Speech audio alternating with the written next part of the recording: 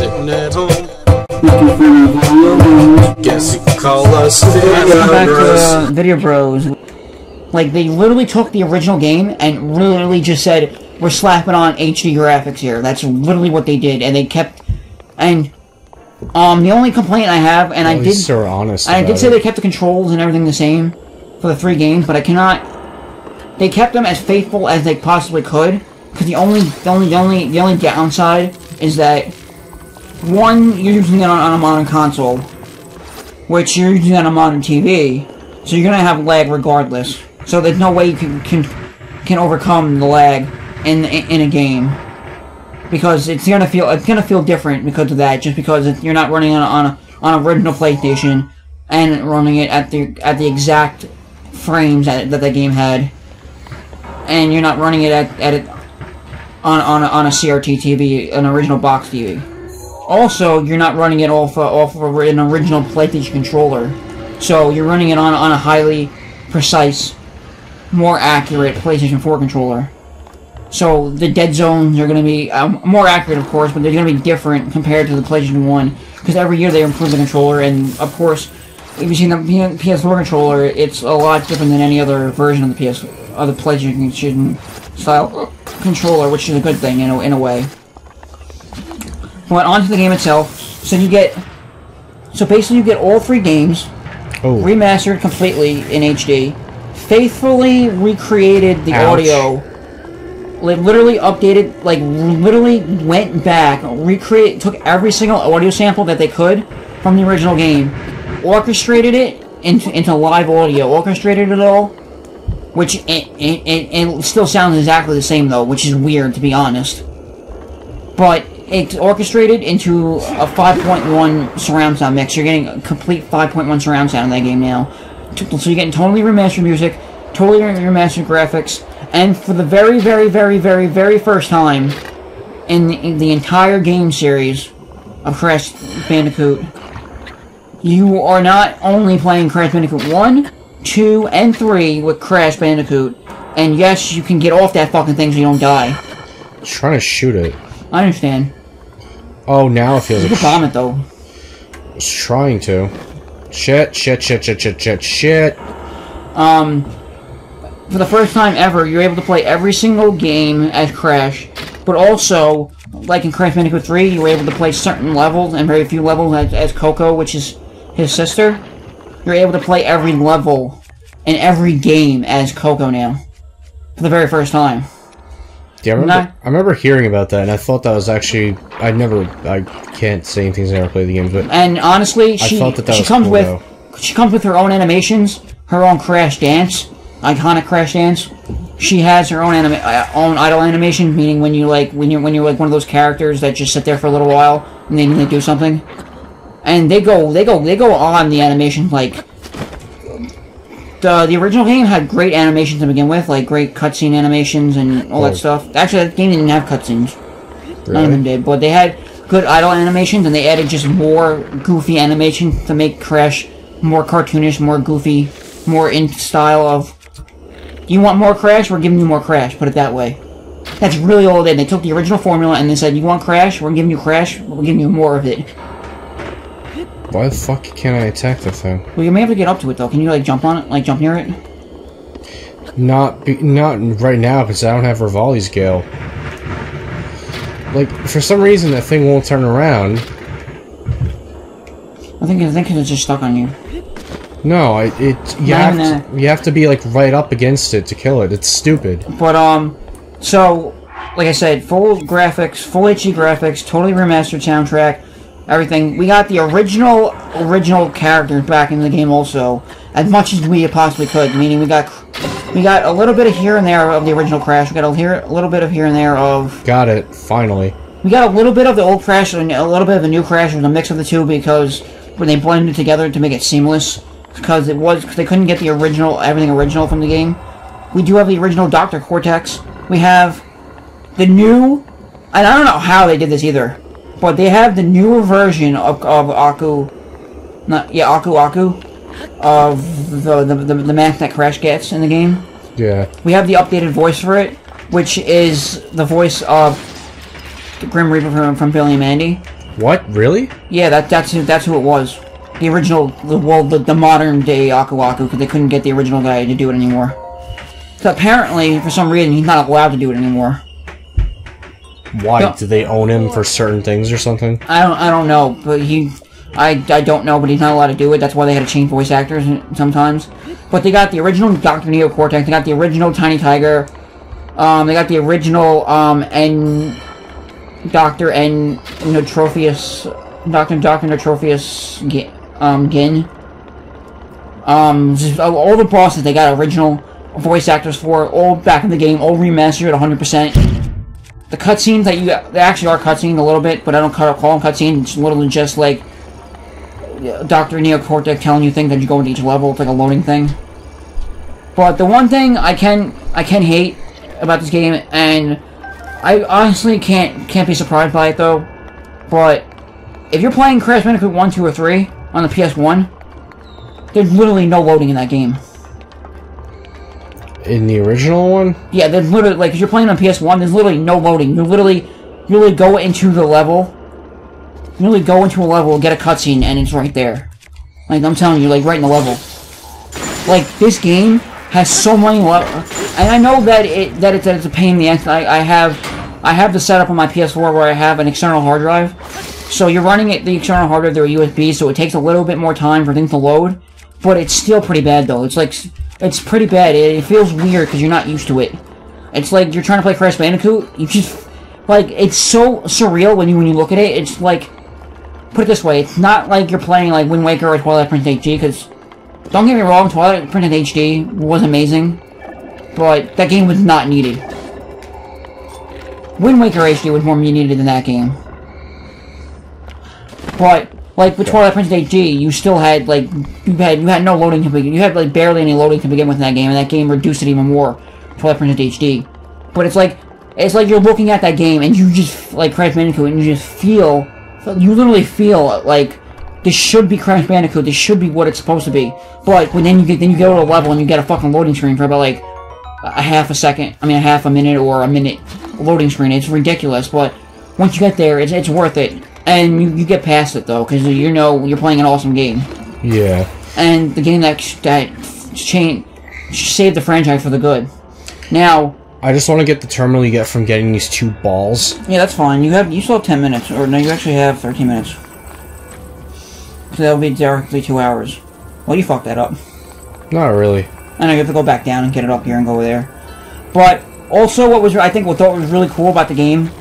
But I do not like the ideas of the new developers of Vicarious Visions for some things that they did.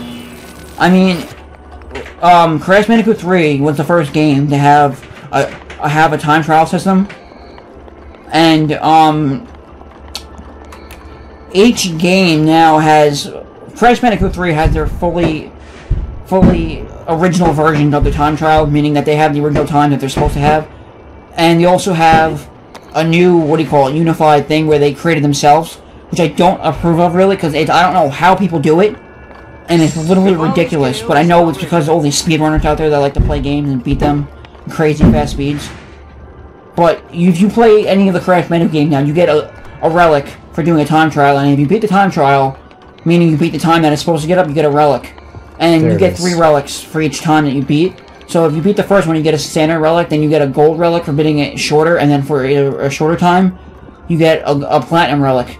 Now, Crash Bandicoot 3 was the easiest one of them all, in the sense that since they already had the time trial in there, you were able to automatically get the original and the gold relics for the time trial pretty easily. But in this game, they also added a platinum relic to that game, and they added the original gold and platinum relic to Crash Bandicoot 2 and Crash Bandicoot 1. Now, let me tell you this right now. I played Crash Bandicoot 1. I played the very first level. The very first level, nothing to really like get annoyed about. It's the very first level of the game. I thought you were gonna say to brag on home about. No, nothing to brag about. It's the very first level. You can beat it in if you play the time trial, it tells you have to beat it in for the first relic. You have to beat it in 34 seconds or less. That took me 15 tries to get to 34 seconds. on the newer game because that game never had it. It took me 15 tries to do it, and guess what? I did it. Now look. But guess what? It took me 15 tries, and my shortest time in that game, I gave up after that 15th try of doing it, was 32 seconds and something milliseconds, whatever, right? Yeah. So I got the relic, but they literally want you to beat the game to get the gold relic in 28 seconds, and then beat it even shorter than that. I don't know how the fuck to do it. That's funny. That's what I'm saying. It's literally like, this game has also time trial leaderboards, meaning you can look on, it will sync to your PSN account and actually look up the people that beaten this game already and have played it and where you rank in between the people, the shorter times. There are people that have beaten that level in 15 seconds flat. I don't know how the hell they do it, but they do it. And you can't cheat in that game either. Like, there's no like glitches or nothing. Like, they fixed a lot of shit in that game, so there's no glitches whatsoever. Unless there's glitches that happen because of their development, not because of the original Crash game. Jeez. There are people like they're insane. Like, I don't know how they do it. Haha, I said insane. Okay, so also, what is a great feature though in this game that like the time trials are great because it gives you another challenge and whatnot. Just for each game, since it unifies, it gives you a little bit of features here and there. One thing that was greatly improved in the original game, and what was a throwback that I like to also, is that each game has their own unified save system now, meaning all together in the game is one unified system of saving, so you can literally, each game is its own separate game, because you have to install each game separately to play them. But like, say if you save in Crash Bandicoot 1, you can save there. If you save in Crash Bandicoot 3, you can save there. And they all have their own save files for each game. But the system that it runs on is all the same. And it's better because in Crash Bandicoot 1, they had their save system, but their save system was pretty bad in the sense where that, say if like you beat a boss, right? Yeah. That's the only time you're able to save.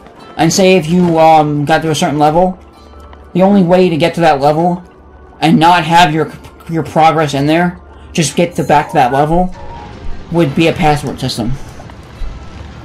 Okay then. So you're able to save your game at a boss level, but to make it a little bit easier for you, you'll be able to get a password system to get back to that level that you were at. But in this one, you're able to save the game totally fine whatsoever. And you know what's good about this game that most games do not do? What? You get like in Crash Bandicoot 3, each game gets 4 save files, right? Yeah. But in this version of the trilogy, the 4th save file is your auto save file, but you can disable that auto save file and make it a manual save file. So in case you want, in case you want to save it whenever you choose to save it. Well, you have 3 other files that you can save manually, but you want to take that auto save and get it deleted completely, and put your own save file on there. You can do that also, which I think is a good idea in case like the auto save fucks up or something in any way. Yeah. That's why I've always learned to always auto save. I mean, I always trust the auto save to a point, but I always manual save. What are you trying to do? I'm waiting for this wind to wear off, so I can fly over here. Wait, is that? Other than that, the game, you know, is basically what it was. I mean, they have different animations to make him goofier.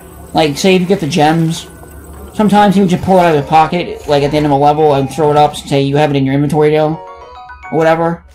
But I think they went a little over the top though, because it seems kind of weird though. Like, they made him like really goofy in this game, in the sense that some gems that you get, right? They'll be stuck in his pants, like literally stuck in his pants, with like behind him in his ass. What the hell? Like they don't show that, but they just show him pulling something out of his ass, and out comes a gem. So he pulled something out of his ass? Basically, if you think about it. He also throws up some gems also. What is he, freaking Rico from Penguins of Madagascar? I don't know, he throws up, sometimes he throws up gems. Sometimes he'll tilt his head to the side, knock it, and out come a gem out of his ear. It's weird. Yeah, it sounds pretty weird. But it makes him kind of goofier. The only thing I like the one I can accept the one where he's like banging it out of his ear, but I can't accept the one where you're throwing it up though. It just doesn't seem right. Also, what I liked about the game is that, since I'm talking about animations here, Coco has her own animation also. She has her iconic laptop that she carries around her throughout the game, which does nothing anyway. But she has her iconic laptop, and sometimes she'll if you let her sit idle for a while, she'll sit down, play on her laptop for a little bit, or she'll bring out her phone. She has a phone that her phone will ring, and she'll be able to talk on it, maybe take some pictures with it, go on social media or whatever she's doing on her phone. Not that you see that happening, like what's on her screen though, but you see her play on her phone and whatnot. And sometimes I haven't had this experience happen to me yet, but my sister's got it. You will take your phone out, and you'll be taking selfies, which is a thing. Which you're basically saying that this game looks amazing. You're trying to take a selfie with it, right? But the phone will explode in her face, though. Don't know why, but it's a thing. Okay then. Don't know why. But also, what I like about is that the updated animations is updated for the gameplay style, meaning they're useful. The animations are useful in the game because, say if like in the old game, what happened was you would say if you use what do you call the tornado move, this tornado spin, you could tornado spin an enemy, right? And they would just die. Like say if like they would just die, meaning like they would get shot off in any direction that you spin them in. But that was it. Like they wouldn't like anything that they went. Say they went through something, like if they were about to like impact on something, like a box or a crate, it wouldn't do anything. But in this game, and literally you can take one enemy and knock and crush it and knock another enemy out with it in a row, and you get a trophy for that. Or you can use it to stop or get boxes that are almost impossible. So all these animations really help in the game to bring it all together. Also, this might be a hit or miss for you guys. I don't really mind it because it stays true to the original game also. Even though this game does have PlayStation Pro support, meaning you will get 144p out of it, not the true upscale whatever 4K that PlayStation 4 can do. You'll get 144p, which is better than 1080p, of course. So it does have PlayStation Pro support. It does have smoother constant frame rates, but the game, no matter which way you play it, is locked at a constant 30 frames per second. Meaning it will not go any higher than 30 frames per second, it will not go any lower than 30 frames per second. And that's the decision of the developers. I mean, some people wanted 60 frames per second, but if you think about it, the original game also had 30 frames per second, so it doesn't seem like a big change, and it doesn't seem like it doesn't make it any worse. I remember, like, I told you once, like, there was, I believe it was Ubisoft, they were trying to say that they think games are better at 30 FPS than 60 for whatever given reason, I don't know. I mean, if you, okay, here's how I think about it. The only time I could ever think of a game being a lot better than 30 frames per second is this. One, if you cannot reach your targeted 60 frames per second that you wanted to because the hardware, or whatever you're doing, or whatever method of game development that you're using cannot support the 60 frames per second, that's fine. If you can only do 30 frames per second and the game can still come out and still be playable and actually play smoothly, I mean, you can get more, if you can make the game look smoother, but at the same time having 30 frames per second, that's totally fine. But if the game was meant to be at 50 frames per second, like most AAA games are nowadays, then and you were targeting, you said one time you were targeting 60 FPS but could not do it, then I don't accept that you put the game at 30 frames per second or lower. Oh, that's where one is. Because it's not acceptable. And the only other time I can accept it at 30 frames per second is if you're playing a game like not that I know the frame rate of this game, but if you're playing a game that's like Until Dawn, or if you're playing like David Cage, Quantic Dreams, Beyond Two Souls, or possibly Heavy Rain. Heavy Rain. I think those are all 30 frames per second, just because one, they were on the PS3 for both of the Quantic Dream games, and also because of the fact that they're not like FPS shooters. They're not like high action games. They're literally just games that are like meant to be more cinematic movie type games. And that does work out for them because in most media out there, 30 frames per second is acceptable for movies or video game type movies because you're trying to hit the 30 frame per second mark that most gamers are used to anyway, but you don't want to go below that and ruin. I know it's an artistic style at the same time, but you don't want to ruin it for the gamer also because because people are anal like that and saying, well, you got a game that's not 30 frames per second, so fuck you. Well, you know something that's surprising? You know it didn't run at a good frame rate, but still played amazingly well. What? And I mean, it ran at a fucking shitty frame rate, but it played absolutely great. What? The original Star Fox. They modded. Some guy modded the ROM. I got that. Sorry, some guy modded the ROM, right? And modified the game itself to get at most out of the game. Like he didn't do anything else. Like he just took the game and got he didn't give it any different hardware or nothing. But he took at most out of the game. The most you can get out of that game is 60 frames per, not 60, at 20 frames per second. Originally, if you didn't mod the game at all and you're playing it straight from the cartridge or straight from the unmodded ROM or whatever, you're getting 10 to 15 frames at most. Of which game? Star Fox, the original Star Fox from the SNES. Whoa. But it makes sense though because that game technically is not a 3D game. It looks like a 3D game because it's calculating all the 3D models and putting them together, but it's not a 3D game. Well, they didn't perfect the 3D age yet at the time. No, what I'm saying is that game is technically not considered a 3D game though. Yeah, because you're not rendering 3D graphics on with polygons and whatnot. You're literally running calculations to get the 3D model to show up like that. It's a different thing. I can definitely see that. But what I'm saying is, back to my original story. So, Crash Bandicoot, yes, like I said, it does have PlayStation 4 Pro support, so you're gonna get better, consistent frame rates, less crashes.